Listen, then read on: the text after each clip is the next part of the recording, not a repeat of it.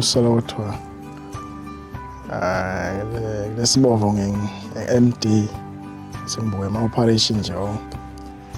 Safuna kungena ku-business but the farming. Then sabona ama-opportunities specifically for youth. Sangena la youth fund. Then safuna ku-expanda sente nalokunye. Sagena ka-EADF.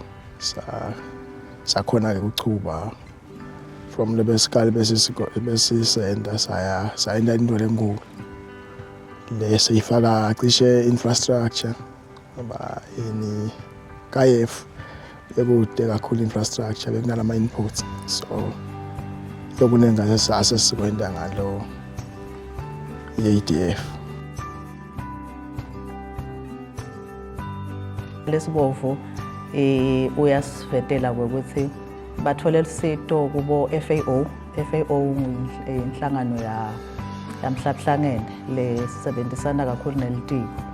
So ikakhulu ke nangabe already kunetimali esetiphumile for that project, uyasijabulisa nathi kwenta siciniseko sokuthi siyambambisa vele lo client lo supportekile aze afike la ekuthenini iphupho lakhe lifezeke. Wacela lesibovu imali lengedlule kwa-800,000, close to $1 million. Yes, wacela ukuthi asimbambise ngesolar pump. Nato khona kuphampa emandaweni esela. Wacela ukuthi asimthengele amathange, ama-storage tanks abang-4 laka-carrisha 20,000 liters ngoba linye lina 5,000 carrisha 5,000 liters.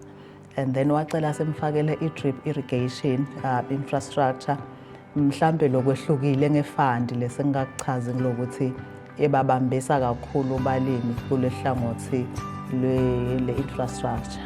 Yes, so naye ke wacela ukuthi simfakele le-drip irrigation infrastructure.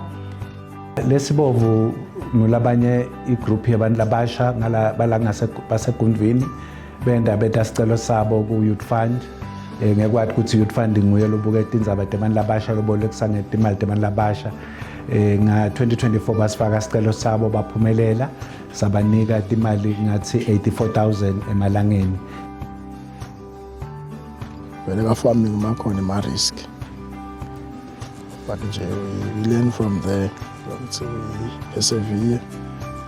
Kunye sesikufunzile ukuthi asisagasi into lokwendeka ngayisizini nayo. But nyalo sokwendeka noma ngayini, so you need to expect everything. Lokunye nalobo kucaka ukuthi hayi bekungenteka mhlawumbe ehlobo, but nyalo so dibana noma yini sebusika kusehlobo.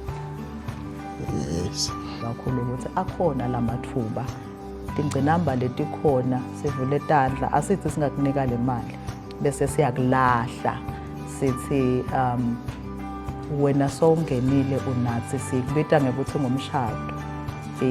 Kulo mshado lesesingene kuwo nawo singakubambisa njani la kufuna sifunze khona nathi siyafunza bese siyabuka ukuthi singasitana njani size sifike empilo.